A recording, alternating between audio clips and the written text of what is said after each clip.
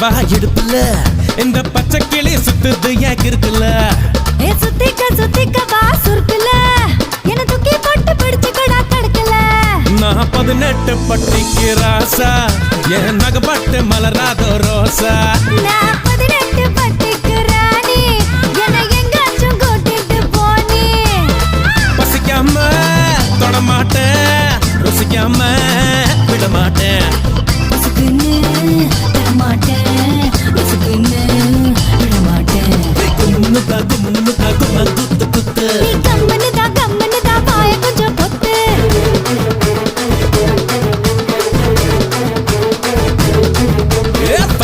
வச்சுக்க வா இடுப்புல